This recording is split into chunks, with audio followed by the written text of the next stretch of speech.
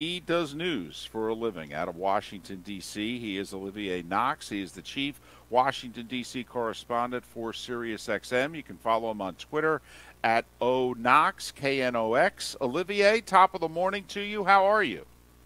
I'm doing fine. I'm pumping myself full of caffeine and ready for your questions. Fantastic. All right, take us to Saturday. And the president, it's our understanding, had a conference call with the leaders of sport. What can you tell us besides maybe a headline that those of us on the weekend that turned on the news maybe saw a headline? Tell us about this meeting. What went down? Well, what went down is that the president and commissioners of Major League Sports, so Major League Baseball, the NFL, the NBA, the NHL, PGA Tour, Major League Soccer, et cetera, they had a conference call, as the president has had with people like executives of major energy companies, major healthcare companies, major retail companies. As this tests our health institutions, political institutions, and cultural institutions, and, of course, the economy, sports plays a big role in all of those. And so the president wanted to sort of take the temperature of the executives. They clearly wanted to hear from him about the government response. And the underlying question to all of this is, when can things get back, if not to normal, then to sort of normal adjacent? What we have coming out of this meeting is some reporting, both by ESPN and the Wall Street Journal, that the president envisioned a return to sports arenas, a return to sports stadiums by August or September. Now, he publicly said that was not the case. He publicly said in a briefing after the meeting that it would be as soon as that was feasible. He didn't set an artificial deadline. But we do have reporting that he suggested those dates. We didn't get much out of the White House officially. The president simply thanked teams and players for the way they've been caring for their communities and workforces and fan bases. But so we're all watching to see. The president's tone in the last couple of briefings has veered away from the sort of apocalyptic potential death toll and towards the importance of reopening the economy. Now, that's always going to be a major conversation, a major trade-off. How long can you stay closed? Where can you stay closed? Et cetera, et cetera. And so that's sort of the general outlook from this call.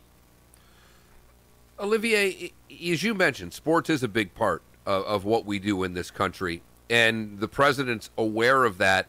It seemed from the way you gathered that, the NFL is continuing with their business. It certainly seems that from what's leaked out of this is that the president would love these leagues to start on time.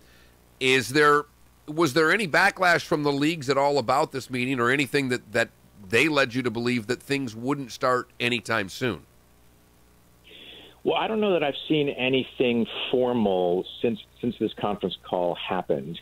But I did see something from one of the league health officials saying that at the moment there's just no way to put a date on when sports would resume. Now, remember, there are all kinds of different ways that they could proceed. I mean, they're talking about. I mean, in Europe they've had matches without people in the stands and things like that. But no, at the moment the challenge is all these unknowables. I mean, that the number of cases in the United States, the number of deaths in the United States is not a reliable number because we haven't been able to do mass testing. And so there are still so many unknowns and so many unknowables. I will point you to one little data point, though.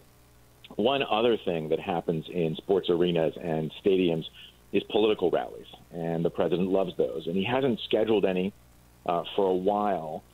He also has said, on Saturday, there was no contingency plan to change the dates of the Republican National Convention, which is set for August 24th to 27th. What he told reporters in the briefing after this conference call was, we have no contingency plan. We're having the convention at the end of August, and we think by the end of August we'll be in good shape. So that's another data point for you. But just the scale of the uncertainty here is what I think should be the takeaway. We just don't know what position we'll be in. He's Olivier Knox, and he covers the White House and the events in Washington as SiriusXM's chief Washington, D.C. correspondent. You can follow him on Twitter on the letter O, Knox, Knox. I don't know how often sports has come up in the last 3+ years with the Trump administration. Do you get a sense as to how important the White House feels sports is in all this that we're going through? Oh, I think that they think that sports are vital, professional sports and amateur sports. I mean, every White House that I've covered has made a big show of inviting, champions and individual athletes and teams and the rest of it to the White House to be recognized. Every White House I've covered recognizes the enormous importance at every level. I mean, symbolic in terms of patriotism, economic as massive employers and massive economic entities in the United States. And, of course, a little bit on the political side in the sense that, this president, as every other that I've covered, has courted athletes for endorsements or for public service announcements. I don't think there's any doubt that this president, who's, of course, a former USFL team owner, that this president recognizes, as other presidents have, the enormously important role that sports plays in American society. Just personally, Olivier, do you think we're going to play sports without fans first, or do you think that one is contingent upon the other? I know that golf and there's some others, but for our major sports, to have a football stadium played in front of no spectators or a baseball game, yeah, it could be done, but it does take away from what sports normally are. Is your sense that we'll have sports without fans first, or do you think one needs the other? Well, obviously, it changes the experience enormously. I don't have to tell you that. I think again, going back to sort of the uncertainty and the unknowns, it's going to depend in part on how quickly the United States can ramp up everything from therapies or therapeutics, so stuff that makes the illness less severe, whether convalescent plasma, that is to say blood transfusions from people who've gone through the illness and who developed antibodies, how much promise that shows, progress towards a vaccine. I think all of those things. Now, just to put in a plug for my own personal idea, I would happily watch classic games, or even not that classic games, with a player from each team commenting on what you're seeing on the screen. I would happily watch 20 to 30 NFL snaps with a former professional lineman or a professional lineman explaining to me what I'm seeing. Now, that's not a substitute for the experience and the excitement of live sports. But we have to be really, really careful about when we move back to crowded conditions. I mean, you're seeing resurgences of the illness in places that thought that they had it licked. So we just have to be really careful. Olivier, correct me if I'm wrong. There were no medical people in this conference call, correct? This was just the president, the White House, and the leaders of sport. This was not the leaders of sport getting the most up-to-date, from Fauci and Birx, if you know what I mean. Not that they can't get it from the president, obviously, but it's my understanding that there were no medical people a part of this conference call. Yeah, in some ways, that's the most interesting part of the call, is that there were neither senior healthcare officials who are on the White House coronavirus task force, whether that's Dr. Anthony Fauci, who's widely seen as the country's foremost expert on infectious disease, or Dr. Debbie Birx, who's been pulled away from her job overseeing the response to HIV/AIDS and is now the coronavirus task force coordinator. Neither of them was on the call, at least according to the White House. And neither was someone like Treasury Secretary Steve Mnuchin, who's been sort of steering the economic response.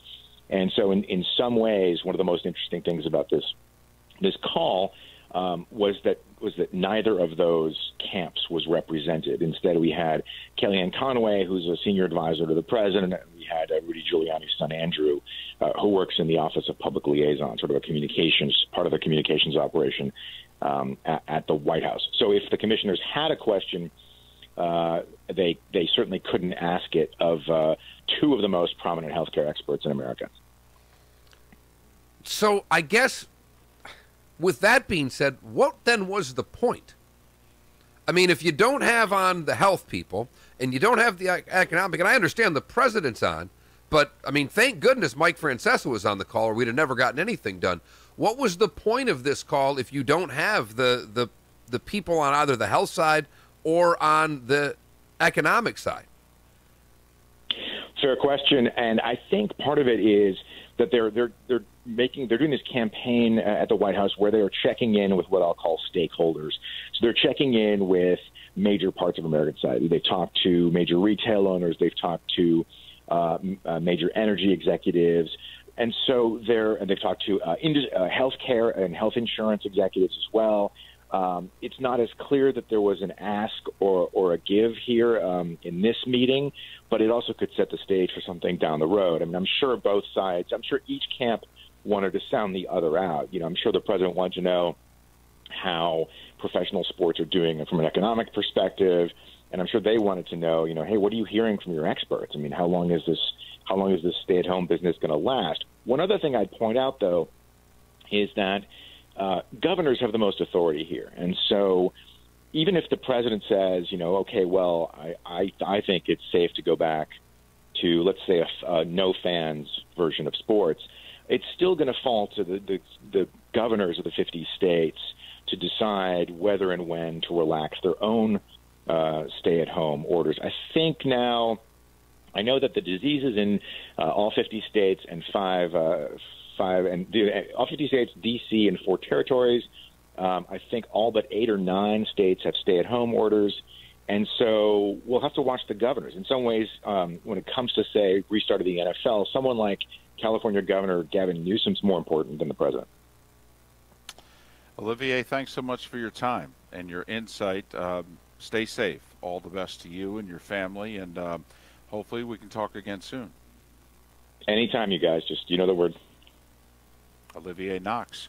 He covers the White House in our nation's capital for Sirius XM. You can follow Olivier on Twitter, the letter O Knox, K-N-O-X, O Knox, Olivier Knox. Kind enough to join us here on Miller and Moulton. For the record, commissioners from